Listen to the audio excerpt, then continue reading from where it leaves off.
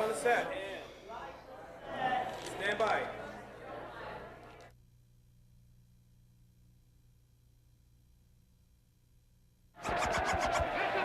Attention. And unless we all learn how to live together in this world, the human race will surely be extinct. Because whether you like it or not, this is crime. Cocaine wars and broken lives, AIDS plaguing the land. Against the sex drive, unemployment is a rising, suicide is up. So much pressure inside, I'm about to erupt. It's Monday, and we're live from Philadelphia, crashing the party. Direct from the Independent Media Center, the heart of an activist news organization and a people's press. They say freedom of the press belongs to those who own one. Well, this one's yours. Behind me, thousands, hundreds and thousands of videographers and webmeisters and independent scribes are out there gathering the news, not the snooze you'll hear on the other guys. I'm Laura Flanders from Radio for Change, and this is some of what we saw today.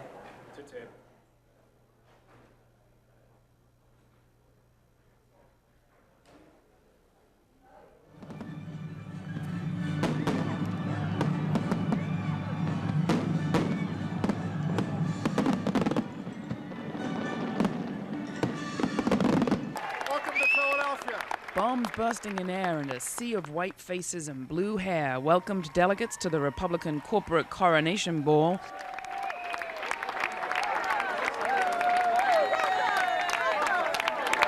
While in the streets, true diversity was on display as the Kensington Welfare Rights Union and their trade union support, 10,000 strong, marched from Philadelphia's City Hall to the First Union Center, claiming their economic human rights.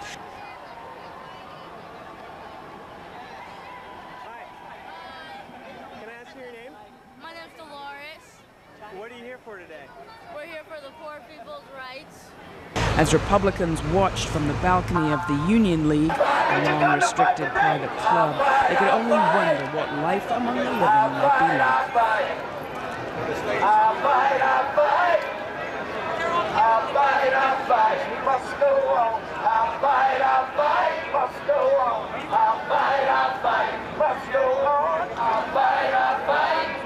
Police were onlookers as well, as their disposable, non-biodegradable handguns remained unused. The peaceful march proceeded without incident.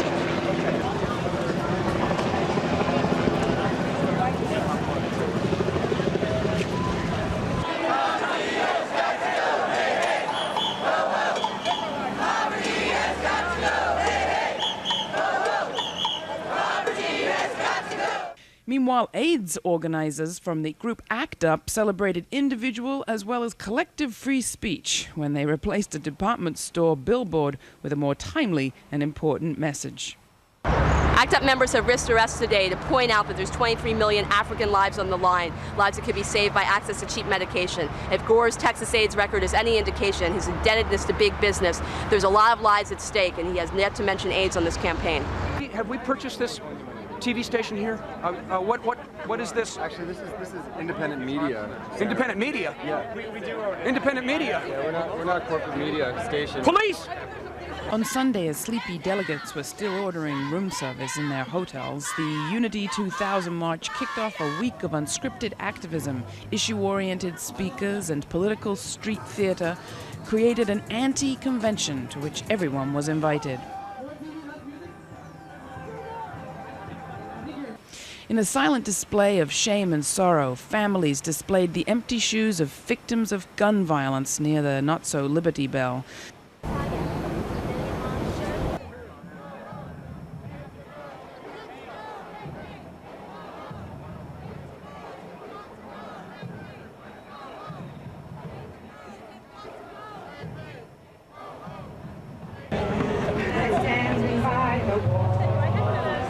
A police brutality march passed off fine, but out of sight, Mumia Abu Jamal activists did have some angry yet non-violent standoffs in the streets on Sunday.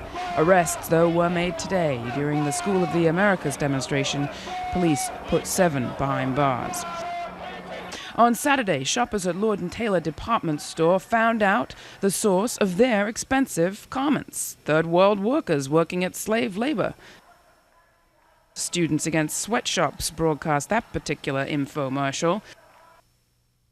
Meanwhile, a scant 2 miles from the Republicans' Bushfest is Bushville, a tent city built by the Kensington Welfare Rights Union and their friends. It houses the homeless of Philadelphia who aren't enjoying the city's red carpet hospitality.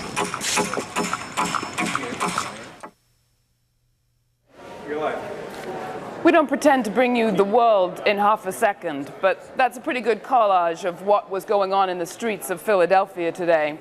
You know, a coalition of activist groups have been brought together to pull off these protests in the streets. They're calling themselves the R2K Coalition, and they represent a host of folks who are out to shake up the status quo and influence the results of the elections in November. They're holding a press conference right now here, live in Philadelphia. We're going to go to that press conference and bring it to you from the IMC, the Independent Media Center.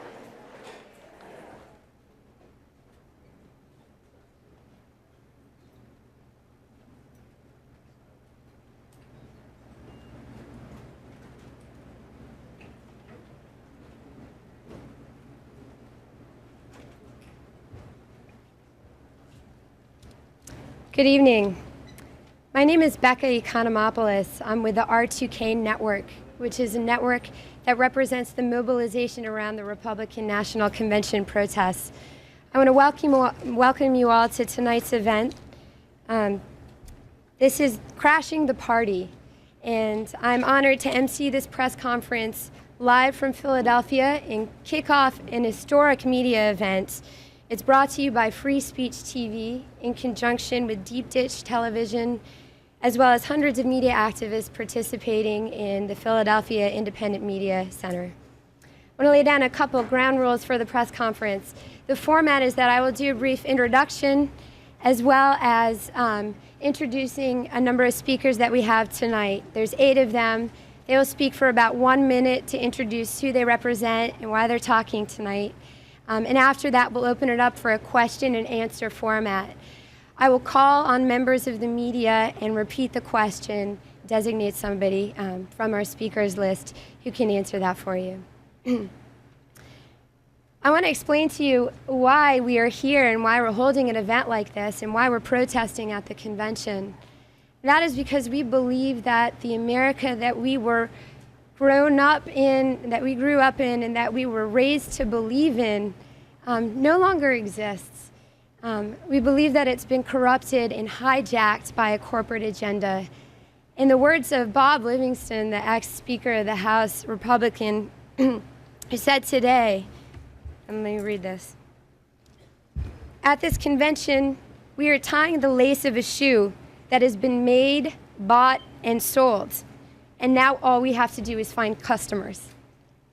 This speaks to why we are here.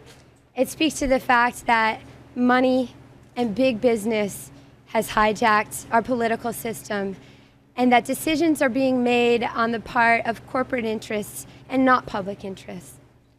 There's a few speakers who can speak to events that happened in the streets today, as well as a few speakers who can tell you about some of the things that are going to happen tomorrow. I just want to emphasize to you that we are good civic citizens. We are activists who write letters, we make phone calls, we lobby our representatives, but it's not enough. And that is why we are taking it to the streets in the time-honored tradition of direct action. And in the time-honored tradition of Martin Luther King and others, Gandhi, etc. Our first speaker is Julie Davids from Philadelphia ACT UP. The second speaker is going to be Father Roy Bourgeois and Hendrik Voss, co-director of the School of the Americas Watch. Our third speaker is Sherry Hunkala of the Kensington Welfare Rights Union. Fourth speaker is Ray LaForest from the People of Color Direct Action Network. Our fifth speaker is Jeremiah Landes of the Philadelphia Direct Action Group and SLAM, the Student Liberation Action Movement. Our sixth speaker is Prudent the Clown and Danger Mouse from the Revolutionary Anarchist Clown Bloc. And lastly, we have Jack Goldenberg from Election Watch 2000 to talk about the Anybody Else for President convention. So now, Julie Davids from Philadelphia ACT UP.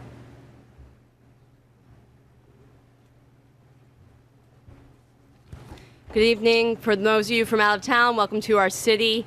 My name's Julie Davids. I'm a member of ACT UP Philadelphia, and I dedicate my remarks today in the memory of Marvin Dorn, community activist and AIDS warrior whose memorial service is tomorrow. On the opening day of the Republican National Convention, AIDS activists dropped an 80 by 30-foot banner covering an entire billboard at 23rd and Spring Streets, next to the Schuylkill River and rush hour I-676, causing a significant gaper delay with our banner, which read, "Bush and drug company greed kills generic AIDS drugs for Africa now." We are demanding that George Bush take a stand against high drug prices that result in the deaths of millions of people with HIV in Africa and worldwide. We demand that Bush publicly support the production of low-cost generic AIDS medication in developing nations. Pills cost pennies, but greed costs lives. Over the past year, we've exposed the Clinton administration's use of trade sanctions and threats to restrict access to low-cost AIDS medications at the biddings of their well-financed drug company donors. We've interrupted 3 of Gore's first campaign announcements, occupied the offices of the U.S. Trade Representative, and sponsored mass marches with thousands of participants in Philadelphia, Washington, D.C., and South Africa. 3 weeks ago, we marched with 5,000 people with HIV in South Africa from around the world in the March for Global Treatment activists. We have had to drag the Clinton administration kicking and screaming into dealing with AIDS in Africa as a public health disaster. And although we have a far way to go, the U.S. is finally dedicating some funds and more appropriate efforts to this crisis. Now Bush has to take a stand. So far, his silence on this issue and lousy AIDS record in the state of Texas implies sure death for millions worldwide if he is elected, and these lives could be saved by access to generic medication. Thank you.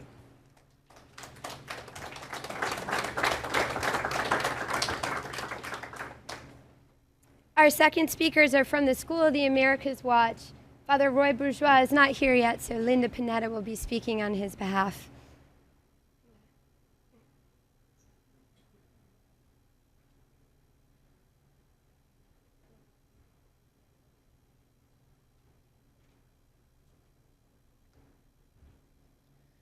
We from the School of the Americas Watch did what we did today on the streets of Philadelphia because we are not content to sit on the sidewalk while our tax dollars are being used to fund rape, torture, and murder in Latin America. The School of the Americas is a cause that has been way too ignored for way too long of a time. Our tax money continues to be used by our government to run a school of assassins where soldiers from Latin America are trained in counterinsurgency warfare tactics and low-intensity conflict, and are later sent back to their same Latin American countries to wage warfare on their own people.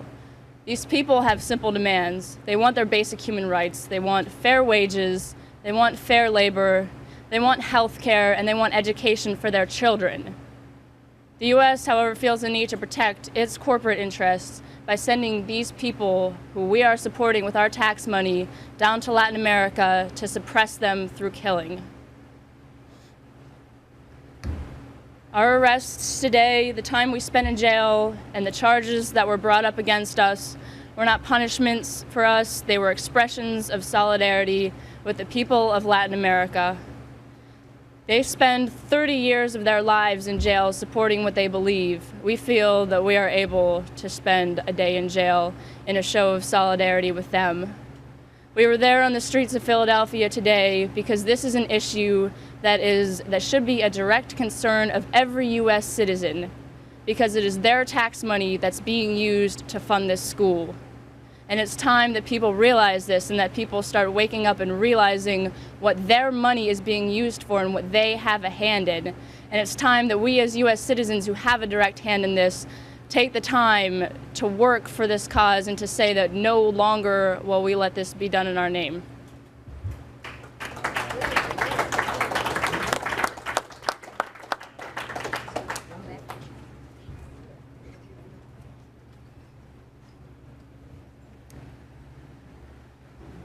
Our third speaker is Sherry Hunkela from the Kensington Welfare Rights Union.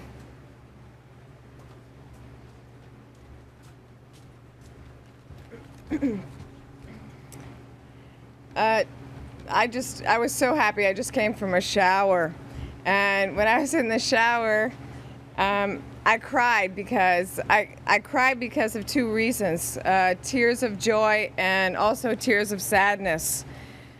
The joy because we set out to march up Broad Street, and threat after threat from the Department of Human Services, Child Protection, to license and inspections, deciding to close down Spiral Q after it was our artwork that was being made, to daily threats for like the last month in which we were unable to sleep, from the commissioner, from the captain, from various different city people that were asked to call and tell us how this would have serious repercussions on us. And the fact that we set out to march up Broad Street, and we marched up Broad Street to the front of the First Union Center, we think was a real success. The fact that the labor leaders marched the entire way, that they didn't just come and make some kind of symbolic presence, I think was a major statement in Philadelphia. Even though they had just settled contracts, they didn't have to be there. As well as the fact that not any march that I'm familiar with included such a diversity of people amongst the unemployed. We know that 75% of the deaf community is unemployed. They participated today. People in wheelchairs, they participated. Children participated in this march. And most importantly, all of us, even though with all of the hype, came out and decided to march. Sadness because tomorrow, and actually tonight, people are still homeless. People will continue to die in this country because they don't have access to health care. They won't get their medicine tomorrow, and more people's utilities will be shut off. And in North Philadelphia, we'll have to deal with families that have no running water. The closing down of Bushfield tonight was bittersweet because the homeless families, some of them that were living on the lot, we had to put them back into the civil disobedience that we've been participating in all summer long, that the Philadelphia police are very aware of already, which is we had to move them into abandoned HUD properties owned by the federal government because they have no access to affordable housing in Philadelphia.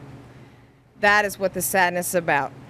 We are now continuing to prepare to participate in ensuring that the voices of the poor are heard at the Los Angeles Democratic National Convention.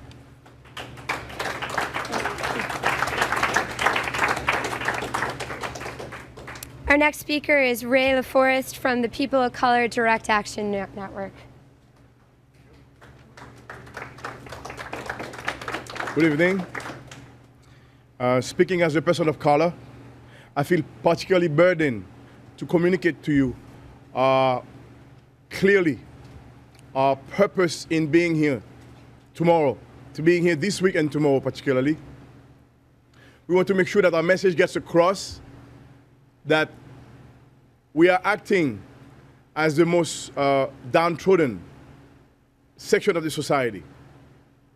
We're not here because we enjoyed being arrested, ridiculed.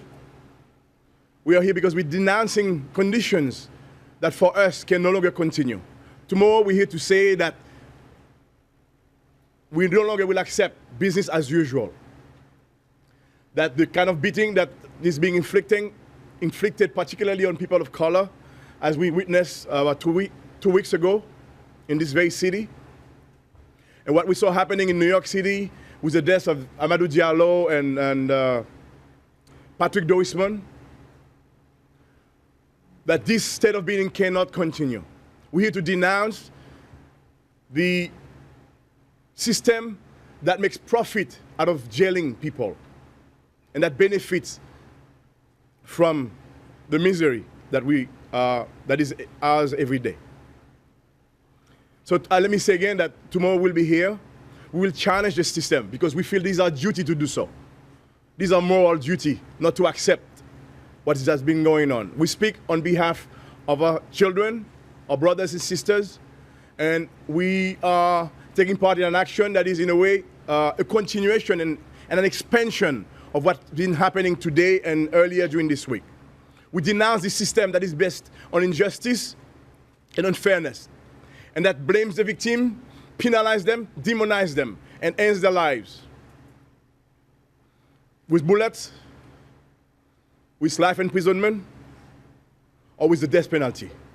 So I'm addressing you as the people who influence the thinking of the American people, and through you, these very people that we come from, to say that please be with us tomorrow and understand that we're doing so for the highest moral reasons. Thank you.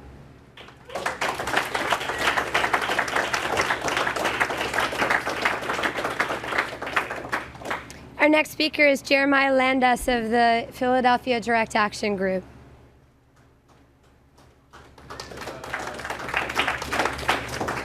Good evening. I'm actually a member of SLAM, the Student Liberation Action Movement of Hunter College. I'm also speaking on behalf of PDAG. They are allies of ours, and I'm also speaking on behalf of the August 1st People of Color Direct Action Coalition. We're here to protest the prison industrial complex, which ranges from brutal tactics on the streets at the hands of police in communities of color in particular, and then that leads to unfair court proceedings in which people do not get adequate legal defense, and ultimately it results in the largest prison population in the world, the highest incarceration rate in the world, and prisoners who are used as slave labor, in many cases making less than $1 a day, to produce goods that turn into private wealth. So again, prisoners are not being forced into labor to perform a service to society, but in fact they're working for private corporations to produce private wealth. We think that this is outrageous, and the reason why we are going to be engaged in direct action tomorrow is not because it's fun. I'm a musician. I would frankly rather be at home practicing the bass, but the reality is that these matters are too urgent to engage in a slow, drawn-out polemic. These are urgent matters, and we have to put our bodies on the line. And it's no bargain, so we ask people to join us and support us in any way that they can. Thank you. Our next speaker is Prudent the Clown and Danger Mouse from the Revolutionary Anarchist Clown Block.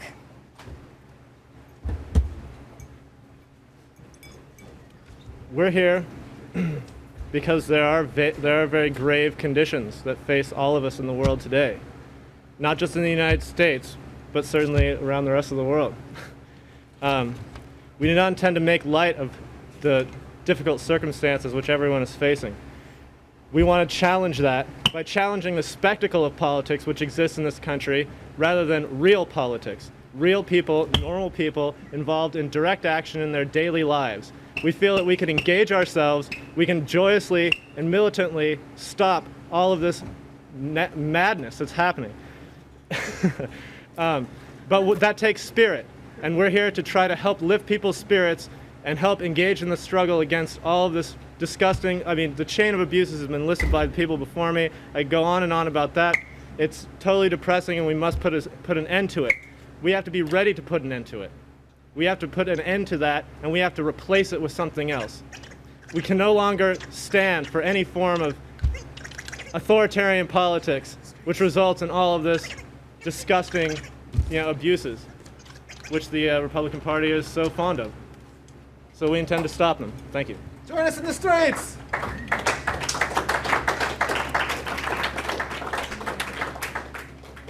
And our last speaker is Jack Goldenberg from an organization called Election Watch 2000 to talk about the Anybody for Us President Convention.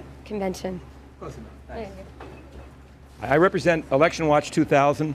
We're holding a convention. That's probably why everybody's in town tonight. Anybody else for president? We believe anybody, well, except for Kathy Lee, but anybody else is qualified to be president. So tomorrow night at 8 to 10 p.m., Market and 5th, we're going to hold a convention. We're going to elect a new president. We should have a new president in 2 hours. We're able to streamline it. The reason we're able to streamline it is we've cut out the office of vice president. We're suggesting maybe a substitute president, and the idea would be if he or she is 20 minutes late, the cabinet can leave early. We have a lot of good ideas. We believe you should register bullets, not guns. This could work. And in the true spirit of American politics, we plan to bribe voters tomorrow by giving them T-shirts. Thank you. That say anybody else for president. Our cause is anybody else could and should be president, and we promote that. Our website is anybodyelse.com. We welcome you all to come tomorrow night and to vote. And who knows, it could be Pat Paulson, it could be Ralph Nader, it could be Harry Potter, could be president by tomorrow night. Thank you. But we don't think it will be Al Gore or George Bush. Yeah, got that right. Thank you. Now we're going to open this up for a question and answer format. I will call on a reporter, ask you to identify your name and your outlet, and then repeat your question. Designate somebody to answer that. So if our speakers could be ready on the sidelines for that. So I open up the floor to questions.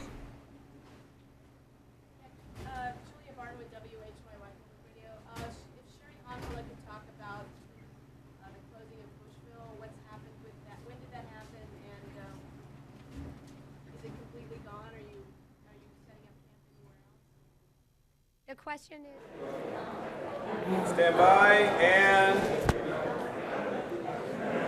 You're live with the Independent Media Center. You know, across town, the Republican convention is featuring a president's wife and a former Gulf War general. I guess that's about as human as their face gets. As you can see from the press conference you just saw by the R2K coalition, we're getting a little bit closer to the real thing. Now, some of your stations may be ending the broadcast here, but we'll be around for 1 hour more. So why don't you thank your cable companies for airing this program, Crashing the Party, and demand full coverage. Check your local listings, see when these programs are broadcasting, and call your local cable companies. In other words, don't just sit there, do something. I'm Laura Flanders, you're watching Crashing the Party. We'll be back in just a moment.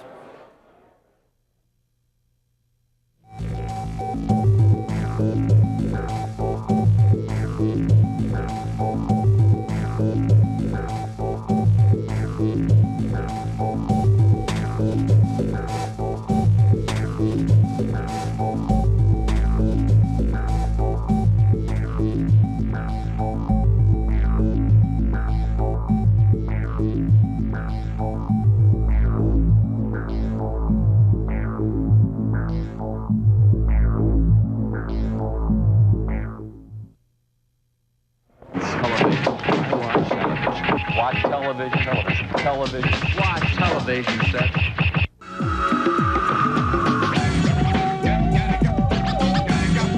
Looking to get more out of your TV this summer? Get the best of progressive television from the Independent Media Center and Free Speech TV, now playing 24/7 on Dish Network Channel 9415. Visit freespeech.org for information on how to bring the best of the activist airwaves into your home. I think that the revolution is being televised. Yes, it is.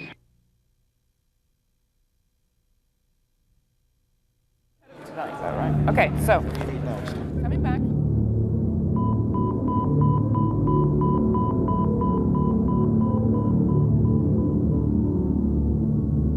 Here at the G8 Summit, are the world's biggest problems really on the agenda?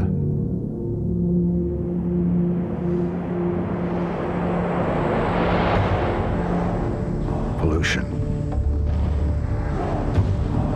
overconsumption,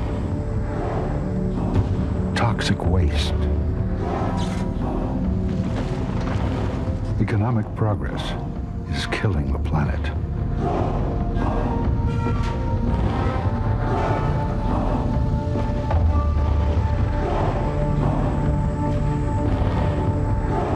The global economy is a doomsday machine.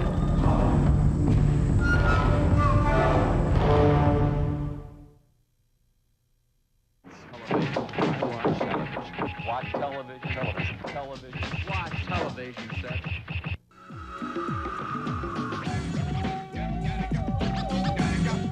Looking to get more out of your TV this summer? Get the best of progressive television from the Independent Media Center and Free Speech TV, now playing 24/7 on Dish Network Channel 9415.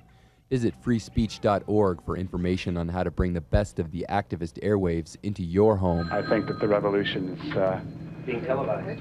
Yes, it is. Good evening, live and direct from the Independent Media Center here in Philadelphia. My name is The Last Emperor, and what my task is tonight is to expose basically the basic components which make the overall scope of the IMC. So, beginning with this segment, we'd like to expose what volunteering and registration is all about. And I'm here with two of the coordinators, who are Sarazia and Gautam. Okay, nice meeting you guys. First of all, I'd like to ask you, in terms of overall registration, how has that process been? Well, we've had about 400 to 500 people roll through the doors, and it's pretty hectic. As you can see, there's always people here, and we try to process people and get them to be able to volunteer and be able to use some of the equipment that we have available here. Excellent, excellent. Now, Sarazia, in terms of actual volunteership, so to speak, what sort of things do you need people to volunteer for? Well, there's two main ways that people can plug into the IMC. One is that they can come in and actually volunteer as part of the production process, and that's one of the things we really pride ourselves on, is that we do have this open democratic structure that anyone can walk in and contribute video or photo or audio. And then we're also looking for volunteers to help with logistical functioning of the space, and we're hoping that everyone will contribute together as a collective, and so we're looking for people to help with security and dispatch and registration and just with the general cleanliness and maintenance in the space. And so everyone is welcome to come in and plug into that. Certainly, and then this facility is located where? 1324 Locust Street. Okay, now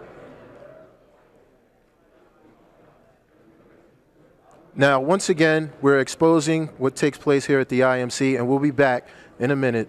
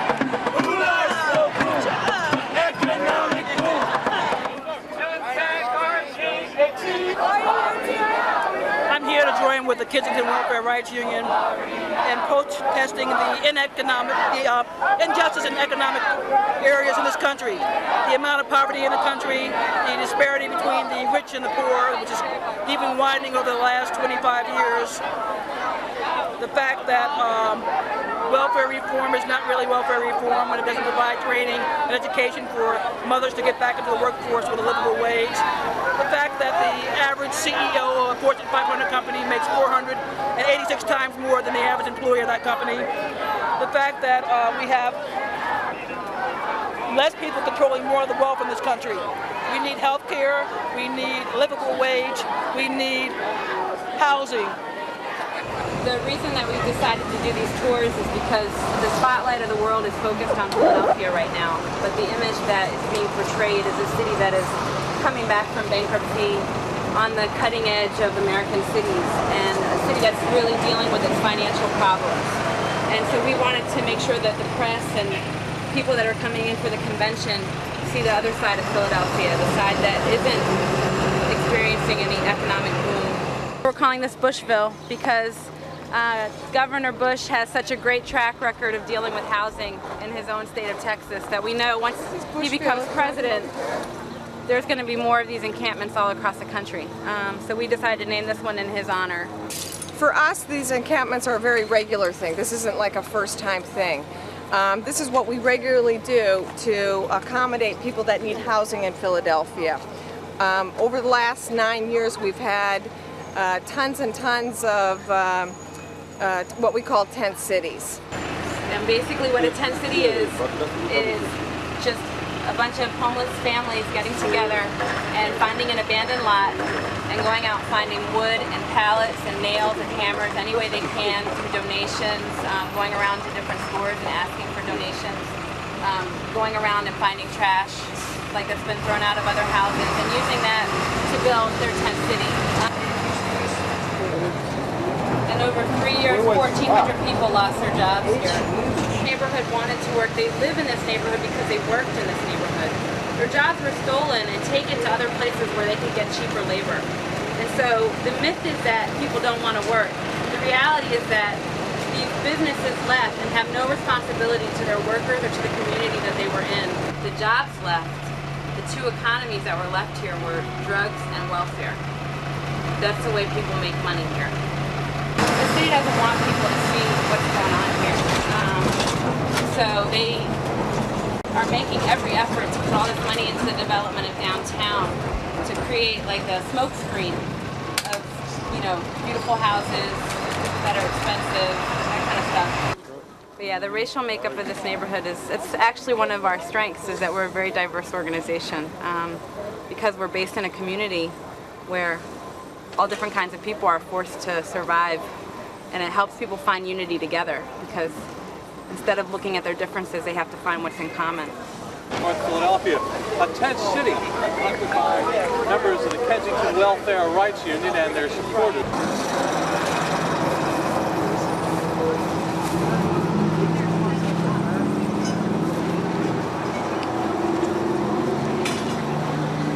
A hospital that a long while ago that some of the people went to, and it took 2 days in order to get waited on, 2 whole entire days. Now it's even worse. Now they're taking the HMOs.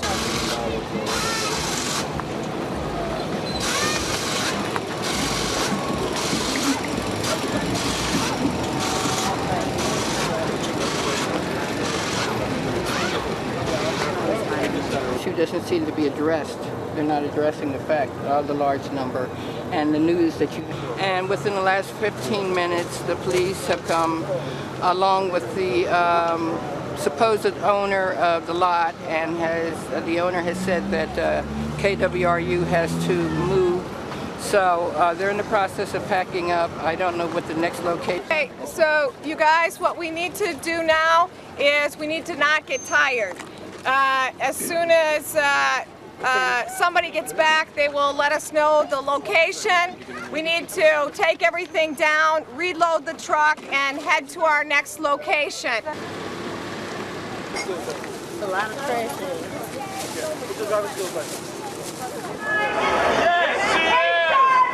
We should march with the poor. We should feed our brother when he is hungry, and we should house him when he is homeless. And today we are doing the Lord's work.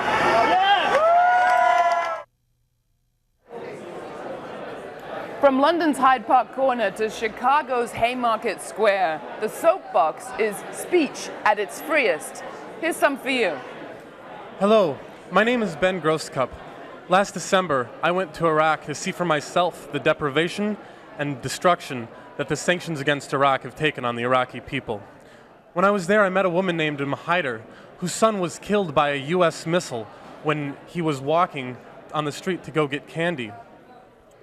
Well, she, like most Iraqis, can't get sufficient food, medicine, or clean water to feed their children. As a result, 5,000 Iraqi children die every month from preventable diseases like marasmus and kwashiorkor, things like malnutrition, stuff that could be prevented just if they had good water. Nonetheless, elites in the U.S. government, like Madeleine Albright and Bill Clinton, turned a blind eye to the disaster that they're creating. Bush and Gore, too, are doing the same thing. Both of them have called for this continuation of sanctions. Only Nader has challenged them. Well, there's a new movement in this country to challenge the sanctions. This August 6th, there's going to be a massive protest in Washington, D.C. To call attention to the suffering that has been inflicted in 10 years of sanctions. You can get more information at www.endthewar.org. And this is going to be the biggest mobilization in American history. Yay, Ben, that was the Soapbox. Soapbox Moment brought to you here on Independent Media Center's Crashing the Party. Now, we're going to go next to the billionaires for Bush and Gore. They'll tell you all about themselves right now.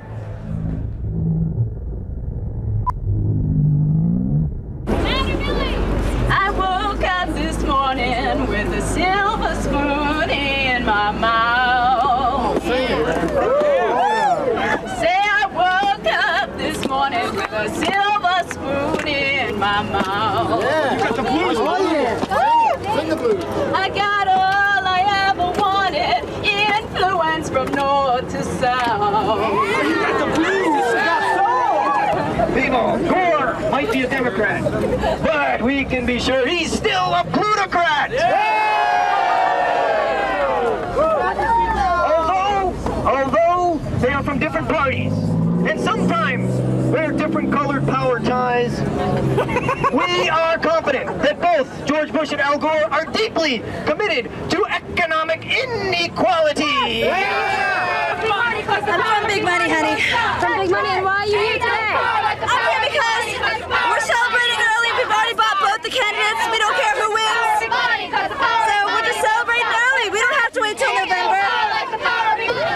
So who are you going to vote for, people? Because inequality is not growing fast enough. Oh, people, it's been growing all right, and we're not complaining. We're happy about that. But it hasn't been growing fast enough, has it? We are the best option for America. We are the best choice. And why are you attached? Because we actually won.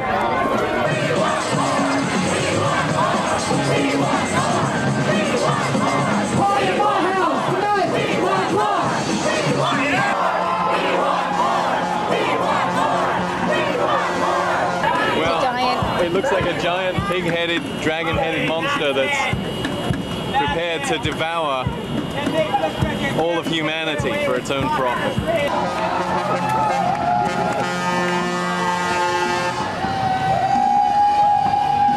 We might even get run over by it. And it represents the corporate culture that is pandered to both Bush and Gore. Come on, wrestling!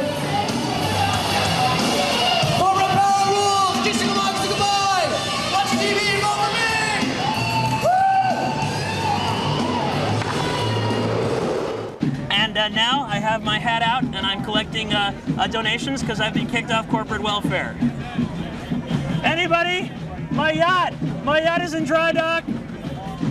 I have 3 starving subsidiaries. They need senators. They need brand new senators. Your money will buy votes. Billionaire blues. I don't have to choose. I got Bush in my pocket and Gore walks in my shoes. I got the billionaire blues. I just can't lose.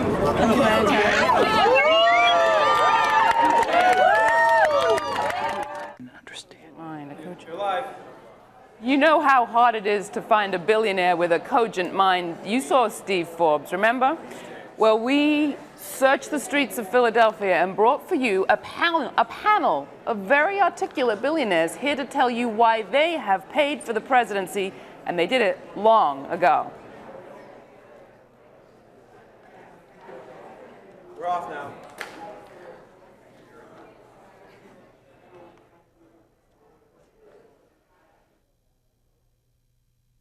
So, billionaires for Bush? Or Gore. What are you doing here in Philly? I would think you'd be out in the Hamptons. We're here to celebrate our ownership of this country. We're tired of running this country behind closed doors. We want to come out in public. The African Americans have had their marches, moms have had their marches. Now it's time for the billionaires. Yes. Yes. But marching, isn't it so below you? Well, it is indeed. I was originally going to have some of my servants come out and do the marching for me. But then I thought, you know, it might be nice to see how the other 99% lives.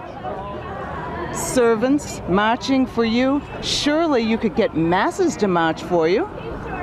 The masses are already marching, but they seem not to understand how the system really works. That's right. We've already bought the elections. People think that they will be voting in November, but really we've already done the primaries for them. We've chosen the candidates by voting with our money.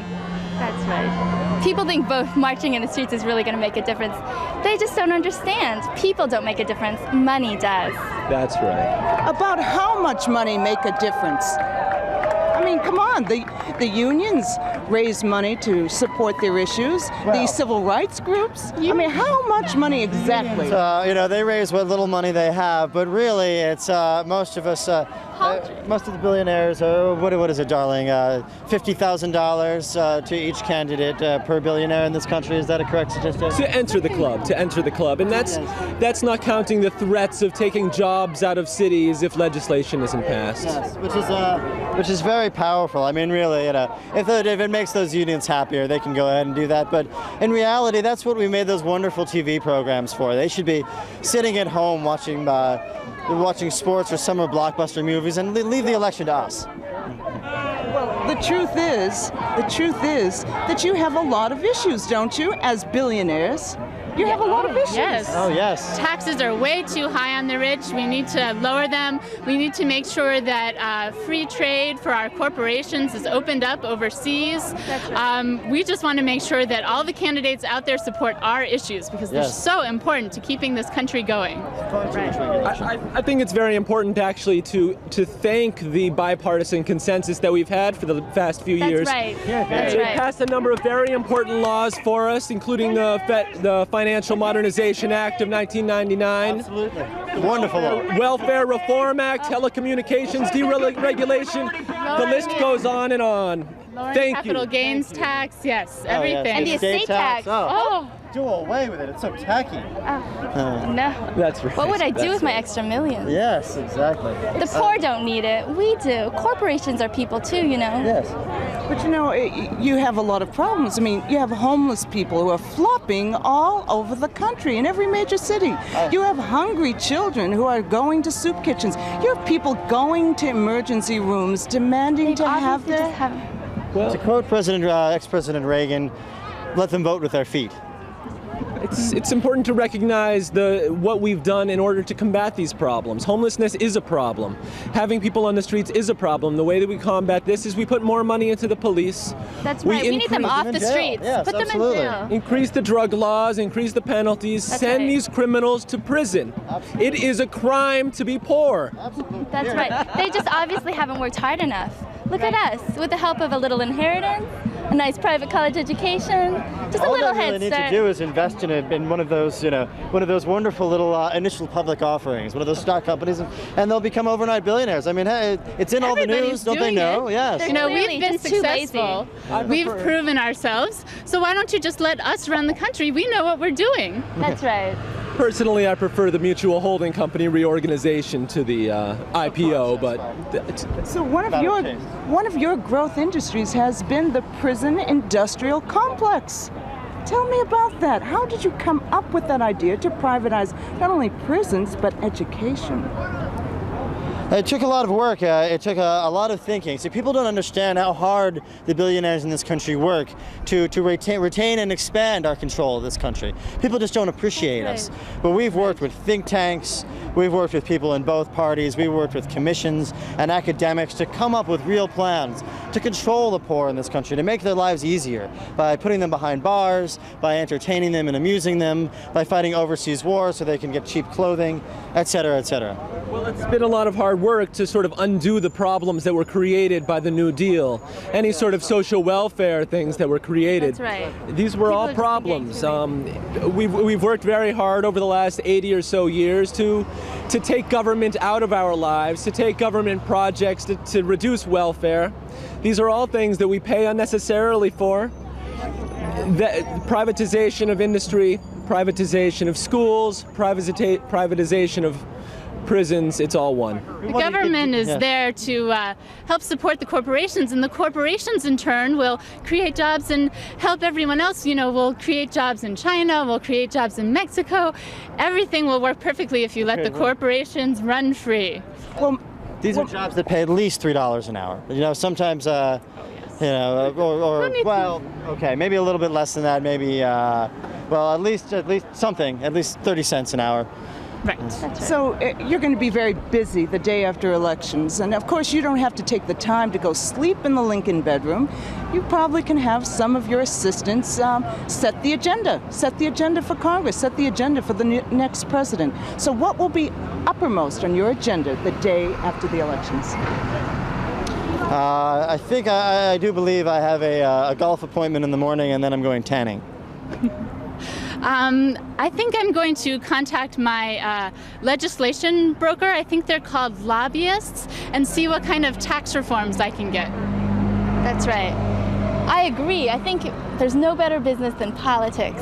I'm definitely heading up to my local legislator and having a power lunch with him and talking about some of the more tax breaks that we need and keeping down the minimum wage, which is just really cutting into my profits lately. I think the most important thing to do is networking, and networking is best done over the gambling table or over golf. I hire people to take care of the legislative issues. I hire people to run the companies that I own. I can play golf. So one last word for the American people. Billionaires for Bush. What do you have to say to the American people? It doesn't really matter who you vote for because we've already bought both of them. You can sit back, relax, watch TV. Watch some movies. Don't worry. The government is in our hands. Yes. Please, stay home. It'll make your life easier. Don't get involved in politics. You see the problems politics cause in other countries. Don't get involved. Don't question anything. Just say no. Trust us. Leave it to us. Thank you. Thank you. Great. Billionaires don't tend to need tips on how to make their profits. It kind of comes to them naturally through exploiting their workers. Given that that's the status quo, we thought you might want some tips on how to protest. We found them for you. Here's some ideas.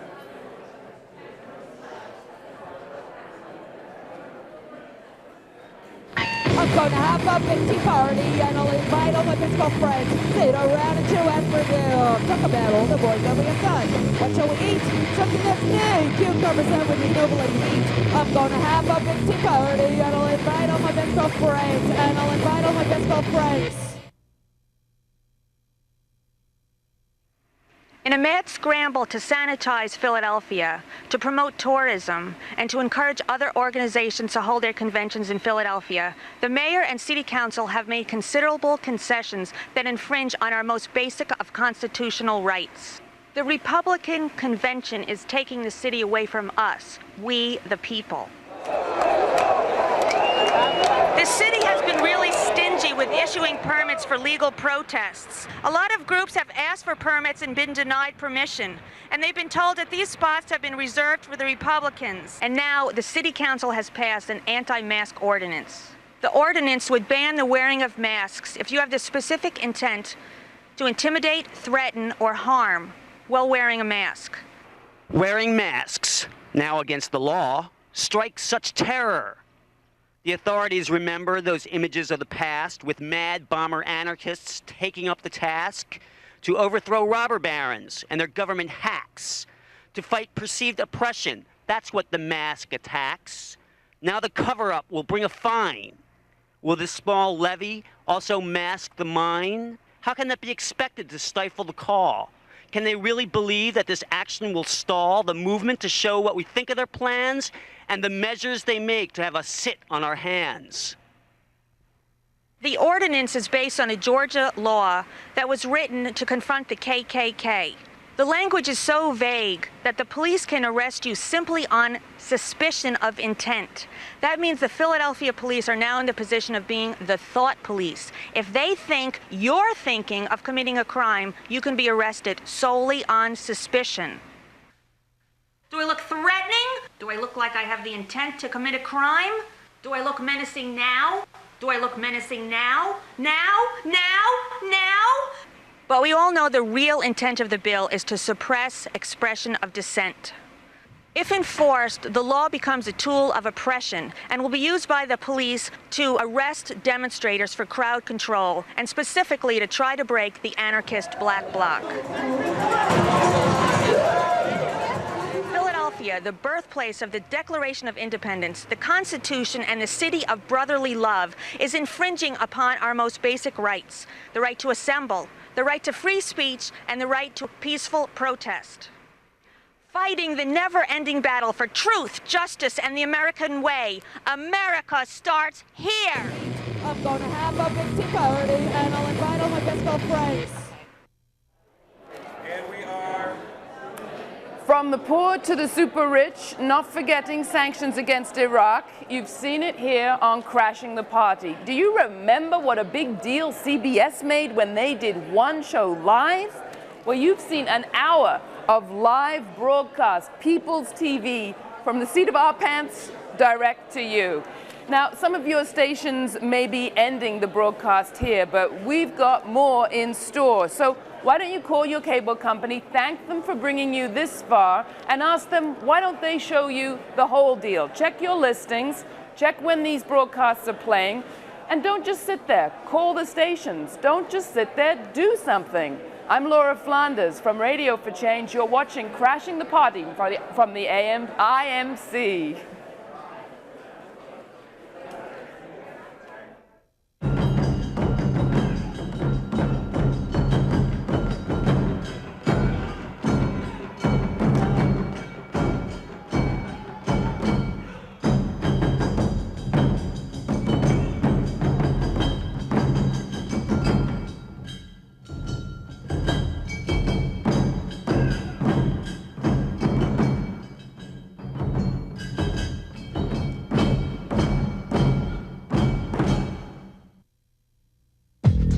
Obsession, fascination, fetish, fragmentation.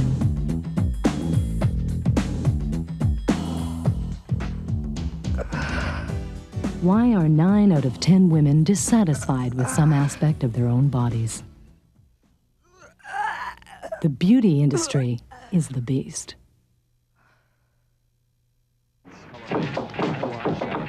Watch television, watch television set.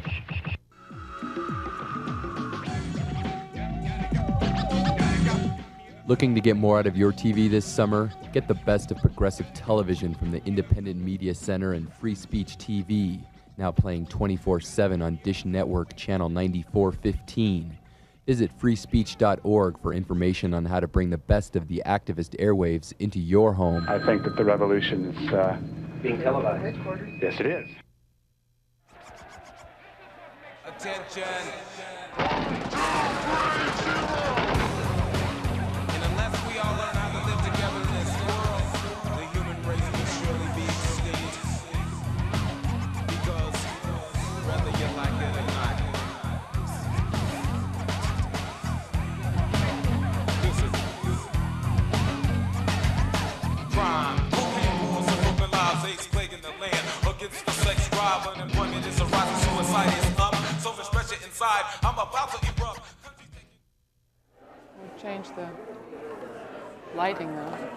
Can I get some more sauce? Thank you. when I was doing a cheap production, we had a monitor doing our prompter. It wasn't over. Good evening. Once again, live and direct from the IMC in Philadelphia. This is your roving reporter, The Last Emperor. And as I said before, what I'll be doing over the course of the next few days is exposing, or should I say examining, some of the components which contribute to the overall scope here at the IMC. Now, standing with me is Guilherme, who is pretty much the coordinator over at the tech department. And Guilherme, first of all, I'd like to say hello and just ask you basically what function does the tech department serve for the overall scope of the IMC? Well, the IMC tech department here provides our network supports. Over there in the corner, we have our network center. We've wired up all these machines to have internet access. We also are part of a global collective of techies that meets on the internet, talks on the internet. We talk about the code, we talk about the evolution of the code that runs the website. The website, which serves video, audio, text, and photography. The website, excuse me, the collective has developed a new addition to the code here. We have an editorial collective as part of the website that is an open, democratic, transparent system, providing any members of the people can join the website and become members of the editorial collective to rate articles. Articles on the website are then located on the website according to the ranking of this collective. Anybody can post to the website, and this causes a whole lot of text to come up to the website. Therefore, this editorial collective provides a method for us to filter some of this in a democratic fashion. And readers can choose to read just the filtered news, filter out some of the noise, or they can read the entire newswire that allows them to see, backtrack the decisions of the editorial collective. Okay, thank you very much. Again, we're live and direct from the IMC, and we had Guilherme so eloquently describe the function of the tech department here. And what we would like to do next is show you a little bit of some live footage in terms of activism in the surrounding Philadelphia area.